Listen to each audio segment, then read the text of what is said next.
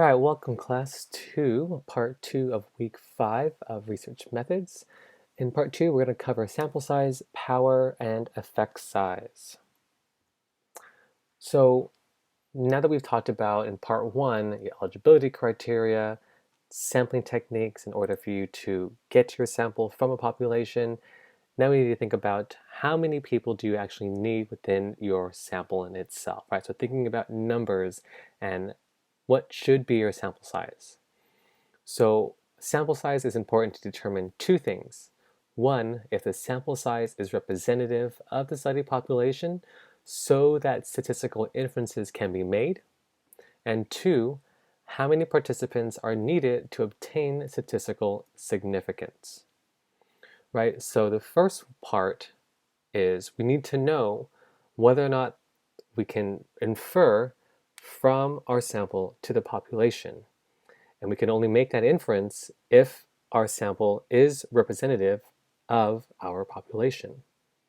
The second part, again, is also thinking about how do we determine if we reject the null hypothesis? How many people do we need in our sample size in order for us to actually reject the null? And so the general idea is the larger your sample size, the smaller your sampling error, and the higher the probability of obtaining statistical significance. Right? So thinking back on part 1, we talked about sampling error. The smaller our sampling error is, the closer our sample statistic represents and estimates our population parameter. The larger our sample is, the smaller we would have a sampling error, which in turn means the higher chance of us rejecting the null hypothesis. But the thing is, we need to balance the idea between statistical significance, right, rejecting the null, as well as the practical significance. How much difference is there between the two groups, let's say, on a particular outcome?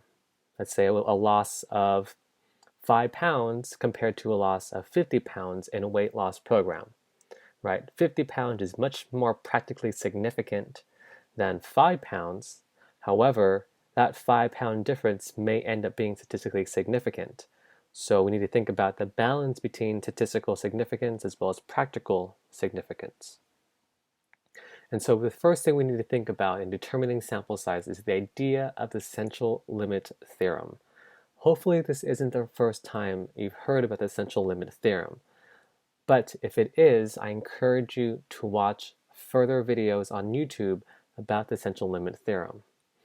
But in essence, tying in the essential limit theorem to sample size, if you were to randomly select a sample of 30 people or more, the means measured within that sample will approximate the means of the population. So in essence, 30 would be considered the minimum sample size of any group that you're comparing if you were trying to do a research study.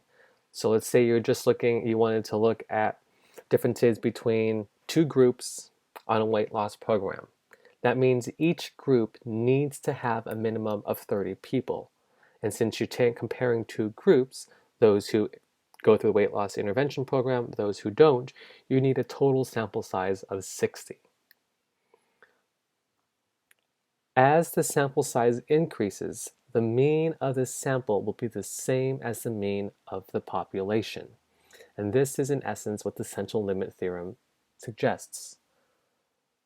So then the bigger the better, right, in terms of the sample size. Yes, to a point, right? Would it be feasible for you to survey 1 million people? That costs a lot of money, a lot of time, a lot of resources.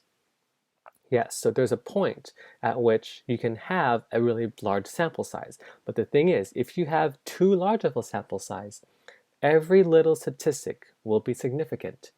Every little difference between your two groups, let's say half of a pound, that half of a pound, because you have 10,000 people in your group, and you're comparing 5,000 versus 5,000, or even 10,000 versus 10,000 people, because your sample size is so large, you would be able to detect such a small difference and that small difference would be considered statistically significant.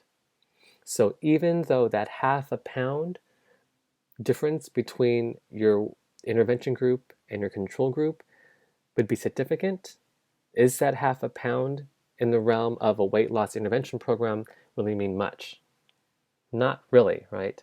Right, so thinking again, the balance between the statistical significance versus the practical significance.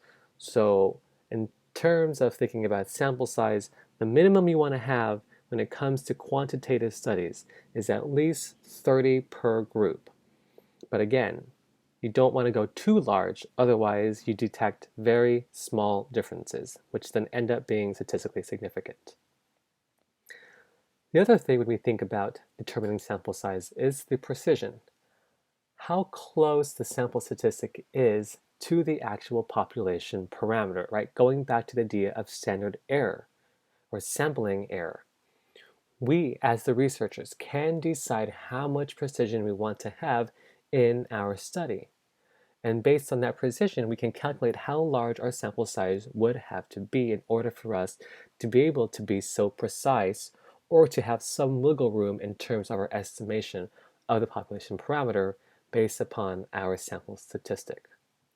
So there are two factors that we use to determine precision. The first one is standard error, or sampling error, as I had mentioned. The smaller that we want our standard error, the larger our sample has to be. And if you recall back in 349 statistics, the idea of confidence intervals. This is the range of values that we calculate that includes the true population parameter. But can you recall what is in the middle of that confidence interval? What sample statistic are we using to represent and estimate what the true population parameter is? What would be the middle of our confidence interval? It's also known as a point estimate. So in a confidence interval, you have a lower limit and you have the upper limit, and in between the lower and upper limits is your point estimate, also known as your sample mean. And that sample mean is representative, hopefully, of the population parameter. The smaller that our confidence interval is, which means we have more precision in estimating what our population parameter is based on our sample statistic mean, if we want a smaller confidence interval, we need to have a larger sample size. And the third component of determining sample size is the idea called power analysis. So this is a technique used to determine how large the sample must be to detect statistically significant relationships and differences between groups. This power analysis should be done prior to starting recruiting for your study, right? A priori versus post hoc, right? So power analysis is an a priori analysis that is done prior to recruitment of your study. Luckily, many books and websites now have a power analysis tables depending on the statistical analysis that you're going to do, and a lot of programs will have this power analysis component. And because there's this mathematical calculation that can be done on the back end using this type of software, it makes it much easier for us to determine the sample size that we need before we start a study, essentially when we are designing our study.